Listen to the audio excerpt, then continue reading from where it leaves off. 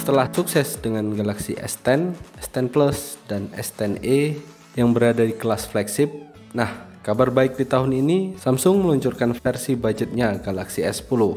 Yap, Galaxy S10 Lite. Apa saja alasan yang bikin S10 Lite lebih murah? Berikut alasannya dan jangan lupa subscribe.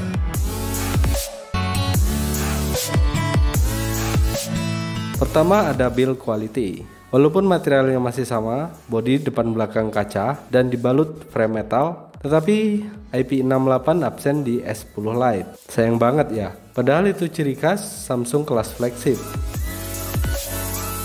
Kedua, hilangnya fitur-fitur flagship yang lumayan penting seperti wireless charging, stereo speaker, dan headphone jack.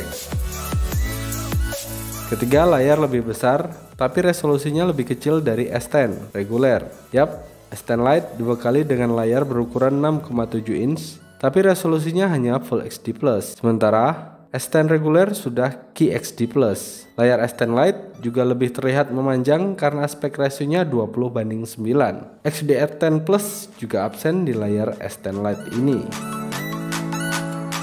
Keempat, kamera. Meskipun sama-sama dibekali 3 lensa kamera, tetapi ada beberapa fitur yang tidak ada di kamera S10 Lite, seperti dual aperture dan kemampuan merekam video 4K 60 fps. Tapi di balik keempat poin di atas, ada beberapa poin yang cukup menggiurkan dari S10 Lite. Apa itu?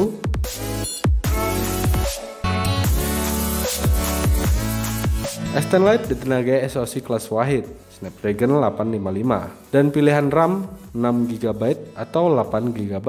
Dari segi kapasitas baterai juga meningkat. S10 Lite punya baterai dengan kapasitas 4500 mAh dan didukung dengan pengisian daya super cepat 45 watt. Berdasarkan informasi, screen on time-nya mencapai 11 jam dalam penggunaan standar, seperti menonton video dan akses sosial media.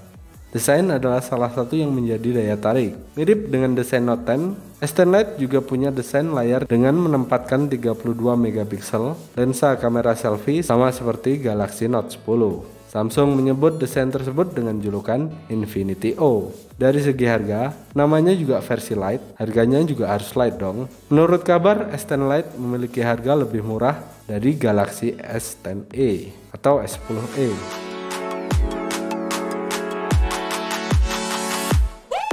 Bagaimana menurut Anda? Apakah fitur yang ditawarkan sudah sesuai dengan harganya?